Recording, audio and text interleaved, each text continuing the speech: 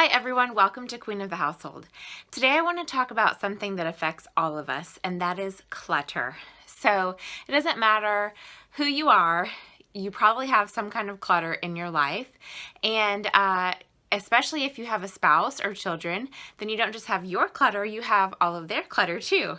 And I think sometimes we get overwhelmed with our clutter, and so today I want to talk to you about the reasons behind our clutter, because I think it's important to understand why we have it in the first place.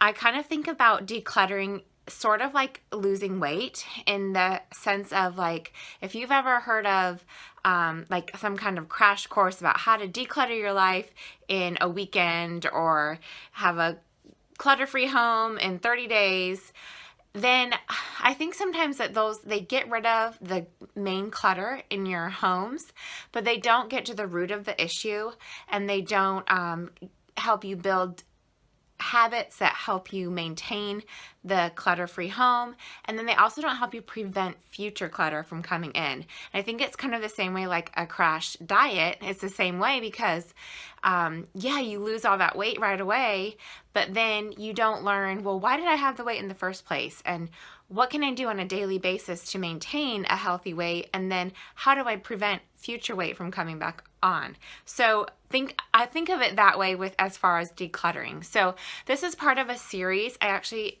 am going to talk about it in 3 different videos, and I have blog posts that go along with each video on my blog, queenofthehousehold.com, so you're free to go check that out. I'll link it below. But we're going to talk about the reasons behind clutter today, and then next week we'll talk about how to overcome the daily clutter zones, and then the 3rd week we'll talk about preventing future clutter from coming into your homes. So I'm going to talk about basically our daily clutter. That's things that come in the door on a regular basis, whether it's clothes, dirty dishes, paperwork, mail, all kinds of that stuff that just kind of collects on surfaces like countertops and tables and coffee tables and side tables and beds and chairs and all that kind of stuff.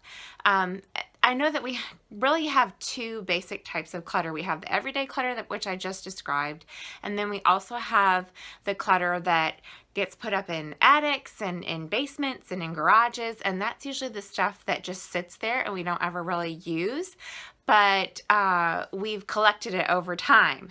So those are usually like the harder things to deal with, at least for me, I know. But when I started really dealing with my everyday clutter, that's when I was able to get the skills and the confidence to start dealing with that stuff that I had been just shoving into my closets and thinking, oh, I'll deal with it someday. And I've actually started to deal with some of those things that were emotional or had memories, and I feel, like I said, much more confident now that I've tackled the easier stuff. It's easier for me to tackle some of that harder stuff. So in this series, we're just going to talk about the easy stuff, conquering the daily clutter. So reasons that you may have clutter in your home and in your life. Number 1 is you may not purge on a regular basis. Rachel at Sweet and Simple Home encourages her readers, or watchers, I guess, viewers, to declutter at least once a quarter. So she has a challenge, she calls it the 1 box challenge, where she just says you fill up 1 box every quarter. And I think that's a great place to start. Just challenge yourself. You know, every 3 months, you're going to fill up a box of stuff that you don't need anymore, and you're going to get it out of your house. For me, I have a box in our bonus room, and I just put stuff in there on a regular basis, and then when it's full, I call it the DAV, and they come get it, or else I'll just take it to Goodwill if I'm ready to just get it out of the house too. A second reason that you may have clutter is you don't shop with a list. So I know for me, I used to shop just for fun, and I would go to the clearance racks and just see what they had, but I wasn't really shopping with intention and thinking about, do I really need this?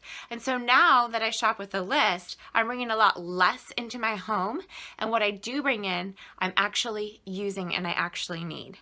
Okay, the 3rd reason you may have clutter in your home is not having daily routines and habits. So I did a whole video where I talked about 4 daily habits for a tidy home, and I talked about having a laundry routine, having a dish cleanup routine, dealing with your mail, and then also just putting daily things away like your purse and your keys and your shoes, so that those types of things don't clutter up your home. And then the fourth thing, let me look at my list here. The fourth thing is you may have a mindset of, what if I need it one day? Just kind of a fear of, oh no, I can't get rid of it, just in case. And so I know that I have felt this way at times. I'll just give you one example.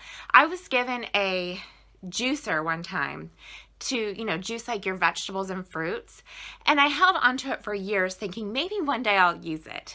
And I knew that, I wouldn't want to purchase it if I already had it. So I thought, well, I'll just hold on to it. Well, it sat in my cabinet for years. And I finally realized, you know what? I am never going to use this. I like to eat fresh fruit the way it is or in a smoothie. And so I ended up getting rid of it. And you know what? I don't care anymore. I'm glad it's gone and out of my kitchen.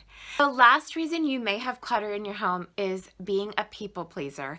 I know that this is something that I have struggled with, and honestly, I still struggle with it at times. And that is just when someone gives me something, I think that I have to keep it.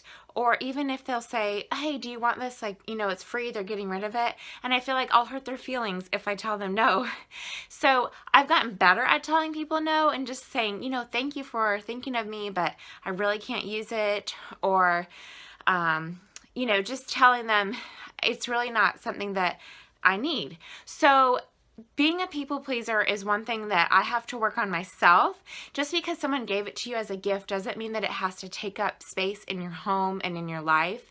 You can thank the person for the gift, and then whether you use it or not is up to you. So anyways, those are my 5 reasons that you may have clutter in your home. And that is the first video in this Clear the Clutter series. And then I will be back next week with ways that you can overcome daily clutter. So if you haven't subscribed to my channel, then please go ahead and hit that subscribe button so that you don't miss out on that one. I think it'll be really helpful, and I'll share some great tips on there. And then if you like this video, please give it a thumbs up, and I will catch you in the next one. Bye. Whew, I feel like I am out of breath. I am almost 7 months pregnant, and I can't breathe.